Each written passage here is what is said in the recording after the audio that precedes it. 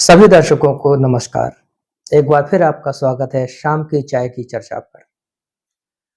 आज हमारी चर्चा का विषय वही रोज की तरह कुछ राष्ट्रीय अंतर्राष्ट्रीय स्तर का होता है, क्योंकि स्थानीय छोटे मुद्दों पर चर्चा शायद लोगों को पसंद नहीं आती है।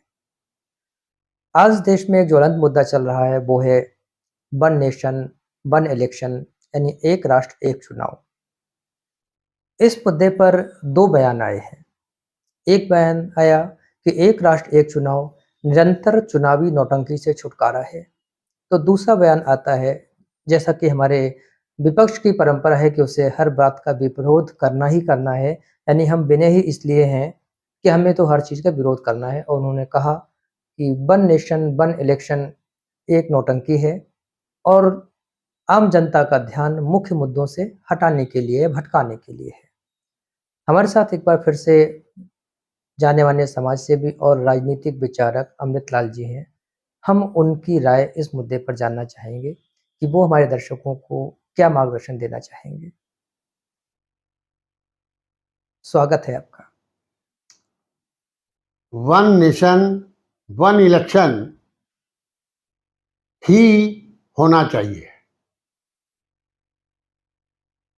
कायदे से हमारे देश में भी दो ही राजनीतिक पार्टियां होनी चाहिए, जैसा कि अमेरिका में है या और अन्य देशों में है। इंग्लैंड में भी दो पार्टियां ही हैं। इंग्लैंड में भी दो हैं, कंजर्वेटिव और लेबर पार्टी। हाँ, ऐसे ही हमारे यहाँ भी दो पार्टियां होनी चाहिए और इसका एक ही इलेक्शन एक ही बार होना चाहिए। जब government all over India parliament का इलेक्शन करवाती है तो फिर उसे एक बार वो लोकसभा के साथ साथ विधानसभा का भी चुनाव करा सकती है। उसमें गवर्नमेंट को कोई प्रॉब्लम में तो 3 सत्ता आने वाली होगी। क्यों भाई, जब जब लोकसभा का इलेक्शन वो करवा सकती है तो विधानसभा अगर उसमें जुड़ जाएगी तो उसमें क्या प्रॉब्लम है। जहां देश का पैसा बचेगा और वही एक राजनीतिक की जो घपलेबाजी है वो दूर हो जाएगी। ये किसी एक पार्टी के पक्ष या विपक्ष की बात नहीं है। जहां तक मुझे पता है कि कुछ सत्र पहले कांग्रेस के शासनकाल में वन नेशन वन इलेक्शन ही हुआ करता था। वो बहुत पहले की बात है, जब हमारे देश में एक पार्टी इतनी मजबूत होती थी कि उसके सामने कोई दूसरा आ ही नहीं पाता था। तब कांग्रेस उस टाइम में एक इलेक्शन एक नेशन पे चलती थी। लेकिन जब से ये छोटी छोटी पार्टियां हमारे देश में पैदा हो गई हैं, जिनका आधार जो है वो अपने प्रांतों में ही रहता है, तब से ये चीज शुरुआत हुई कि प्रांत में जो नेता अपोजिशन पार्टी में भी है, रूलिंग पार्टी में भी है, वो जल्दी जल्दी जो है वो उसे करवाना चाहते हैं। और उसका नुकसान ये हो रहा है कि देश को बहुत पैसा जो है वो इसका खर्च हो रहा है और इस पैसे के साथ साथ जो है इसमें राजनीतिक जो अस्थिरता है वो भी खत्म हो गई। शुद्धता जो है वो खत्म हो रही है। आज 4 आदमी की पार्टी वाला भी आदमी जो है वो खड़ा हो जाता है और वो भी जो है फिर इस तरीके से ब्लैकमेल करता है कि आपको मेरा वोट चाहिए है तो आप मुझे मंत्रीशिप दीजिए, मुझे ऑबलाइज करिए, मुझे ऑबलाइज करिए। एक पार्टी का एमएलए भी वो दूसरी पार्टी को ब्लैकमेल करने की स्थिति में आ जाता है। अदरवाइज जब दो पार्टी होंगी तो एक पक्ष और एक विपक्ष। लोग पक्ष को देना चाहेंगे पक्ष को दे, विपक्ष को देना चाहेंगे विपक्ष को दे। विपक्ष तो इसको रोकने में इतना आमादा है कि उसने कहा कि इसको लागू करने के लिए कम से कम 5 कॉन्स्टिट्यूशनल अमेंडमेंट यानी संवैधानिक संशोधन करने पड़ेंगे। और इन संशोधन को करने के लिए सरकार के पास फिलहाल इतनी संख्या में अपने सदस्य हैं नहीं। तो इसको क्या समझा जाए, विपक्ष की हठधर्मिता समझा जाए या देश के पैसे की बर्बादी को करने का रास्ता समझा जाए? देखिए, ऐसा है,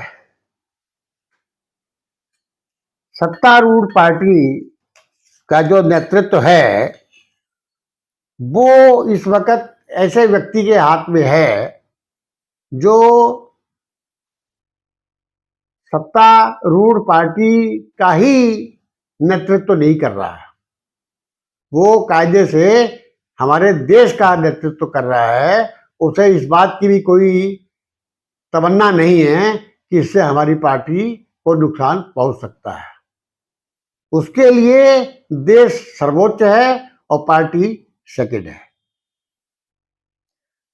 और जो बाकी लोग हैं वो जानते हैं कि हम कभी इस तरीके से सत्ता में नहीं आ सकते हैं। आज आप देख लीजिए, जो देश की बड़ी बड़ी पार्टियां हैं वो सब मिला के भी उतने वोट इकट्ठे नहीं कर पाई जितने की सत्तारूढ़ पार्टी यानी बीजेपी या एनडीए ने कर लिए।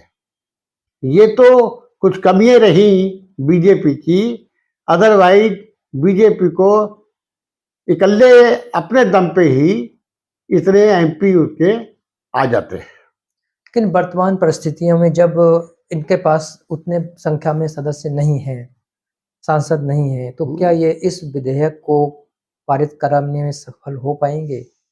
भाई देखिए, आप उनका लोकसभा में बहुमत है जी, और राज्यसभा में भी बहुमत है, इसलिए उन्हें इस बिल को पास कराने में कोई आपत्ति, कोई रुकावट नहीं आएगी। फिर ये विपक्षी लोग क्यों कहते हैं भाई इनके पास तो इतनी बड़ी ताकत है नहीं?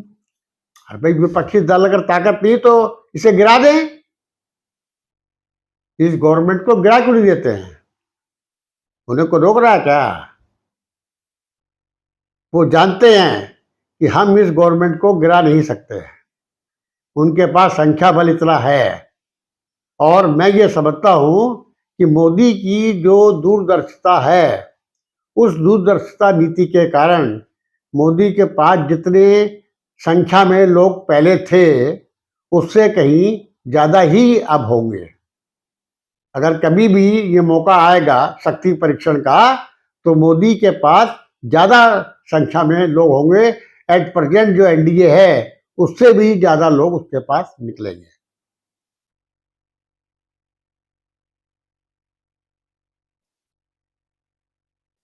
एक और सवाल होता है कि ठीक है, हमने मान लिया कि आप आने वाला इलेक्शन के साथ में विधान परिषद का इलेक्शन भी करा लेंगे, लेकिन जिन राज्यों में अभी सरकार को 2 ही साल हुए हैं या 2 साल बकाया है या 1 साल बकाया है, वहाँ की सरकार का क्या करेंगे आप? या जहाँ पर सरकार का 1 साल पहले ही खत्म हो जाएगी, कार्यकाल पूरा हो जाएगा, ऐसी स्थिति में क्या करेंगे? ऐसी स्थिति में तो एक राष्ट्रपति का आदेश करके उन सरकारों को भी नया अपना इलेक्शन करवाना पड़ेगा। इसलिए कि अगर 1 साल बकाया है तो कार्यकाल बढ़ाया जा सकता है नए इलेक्शन तक के लिए या राष्ट्रपति देखिए, शासन लागू किया जा सकता ये है? उस समय की जो परिस्थितियां हैं वो उस पर निर्भर करेगा। क्योंकि कुछ तो करना पड़ेगा जिनका 1 साल बकाया है या 1 साल जिस तरीके से राष्ट्रपति किसी भी विधानसभा को भंग कर सकता है और करे कितनी बार करी है उसने,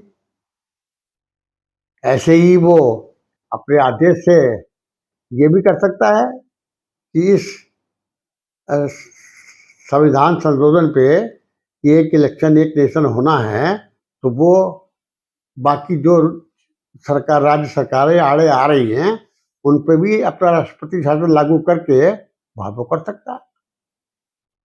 कुल मिला के अगर हम ये कहें कि देश हित में, जनहित में हाँ, और राष्ट्र की आर्थिक, सामाजिक और अंतर्राष्ट्रीय हित में अगर हम देखें तो वन नेशन वन इलेक्शन में निहित है। बिल्कुल। और जो लोग इसके विरोध में हैं, उनके विरोध होने की वजह एक तो हठधर्मिता है और दूसरा ये कि जो छोटे-छोटे स्थानीय दल हैं, जो कि आज स्थानीय दल होने के नाते ही जीवित हैं, उनके अस्तित्व पर कहीं संकट आ जाएगा, ऐसा इनका जो है मानना है। देखिए, सवाल ये है, अगर आपको देश से प्यार है, तब तो वन नेशन वन इलेक्शन ही होना चाहिए।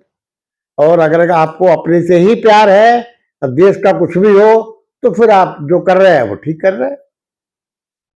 लेकिन हर सामान्य नागरिक भी अब धीरे धीरे इस बात को समझने लगा है कि वो वोट देते वक्त ये भी सोचेगा कि देश की तरफ देख के मुझे वोट देना है या अपने भाई बिरादरी के उस पर वोट देना है।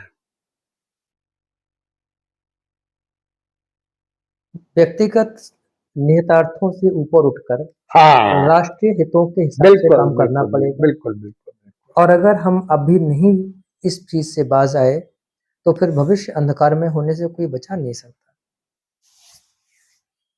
देखिए, भविष्य तो अंधकार में आप नहीं कह सकते हैं, क्योंकि इससे भविष्य कोई वो नहीं है। नहीं नहीं, लेकिन मेरा तात्पर्य था कि अगर हम व्यक्तिगत हितों को देखकर वोटिंग करेंगे हाँ तो हमारा और देश का भविष्य अंधकार में तो होना है। हाँ, बिल्कुल सही है। अगर आप अपने ही स्वार्थों की वजह से जी। वोटिंग करते हैं, तो इससे देश का तो फिर भविष्य जो है वो खराब होता ही होता है।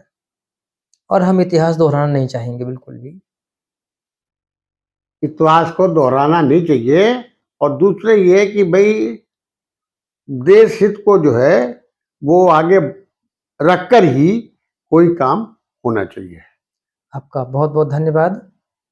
अगली चर्चा में हम फिर किसी खास मुद्दे पर मिलेंगे।